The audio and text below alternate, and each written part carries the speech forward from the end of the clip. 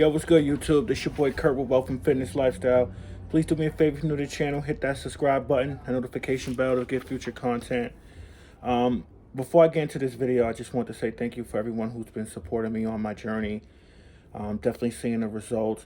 Definitely, taking my time. This is a real exciting time for me right now as I'm embarking on these missions. And I got to tell you, man, my life has definitely changed for the better.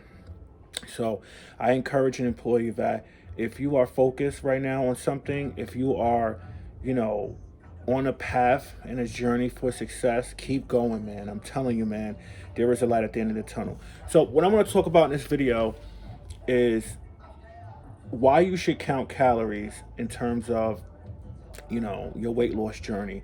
And I came up with 5 reasons why I think it's important that you count calories.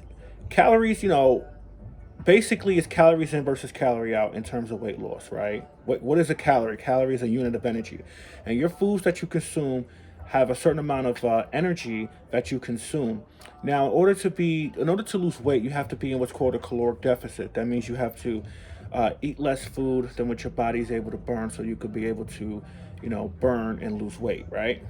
So, knowing that information, I would implore you that you need to count calories so you understand how much energy that you're actually giving your body. And through exercising and your body just burning those calories, you should be able to be in a caloric deficit, which will in fact help you lose body fat and lose weight, right?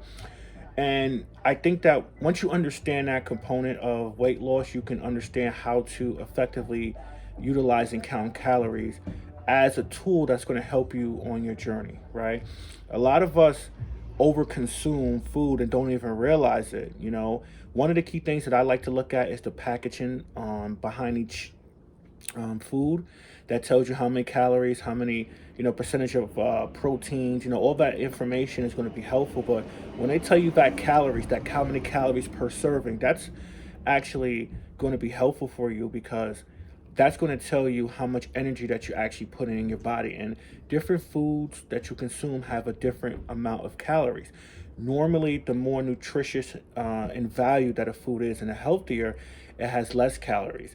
Processed foods, foods that takeout foods, etc., has a lot more calorie and is a lot more caloric dense than a lot of healthier choices. That's why they tell you to eat healthier foods, because it's less in calories and it's more nutrition value that your body actually use those foods to be able to carry out the functions of your body. So I came up with 5 reasons why you should calorie count. The first reason is that when you calorie count, you make better choices. You realize that when you count calories, you tend to see and notice that, a slice of pizza has a different amount of calories than, and a slice of bread has a different amount of calories than an apple or a banana or a boiled egg. It's a different number of calories.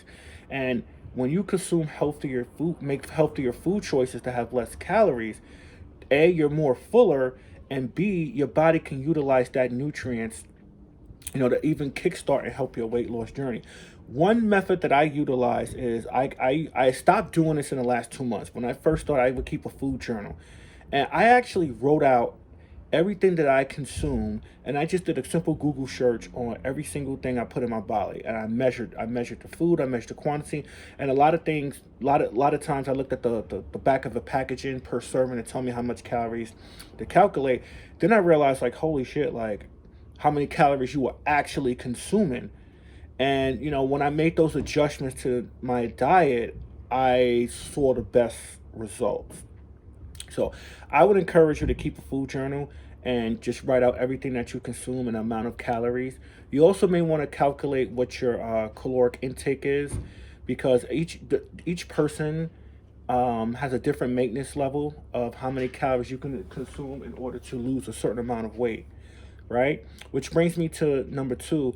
You learn how many calories you can actually consume. Now, depending upon your height, your activity level, your weight, your macronutrient percentage, which is carbs, proteins, and fats, would determine, how much of your caloric deficit you want to be in to be able to, lose, 2 pounds, 3 pounds a week, and the adjustments that you need to make in your food. And Your activity level is also going to be a key component, because you could actually consume more calories than your body burns. And with working out, lifting weights, exercising, you could burn all of that and still be in a caloric deficit. So there's a lot of factors that you calculated, and it's not hard. This information is not hard information to understand and to do, but you just gotta put yourself through the process. Number three is you eat smaller portions. And it's not so much about restricting the certain foods that you eat. It's all about understanding, the different choices that are out there that you can eat, nutritious foods that you can make those adjustments in. And I think that that's always important too, because a lot of people talk about, you know, I'm eliminating, bread, or I'm eliminating rice, and I'm eliminating sugars and different things like that. You can absolutely do that, but you don't actually have to be that restrictive in order to lose weight. A lot of it is going to be the portion size, you know, taking seconds or thirds, that's going to contribute to your overall success when it comes to your journey. Number fourth thing that I think is important is, you know, visual visualizing, your weight loss, and your progress is going to be energizing to you. And when you actually understand the process, you actually take the time out to look at your foods, do a food journal, calculate your macronutrients.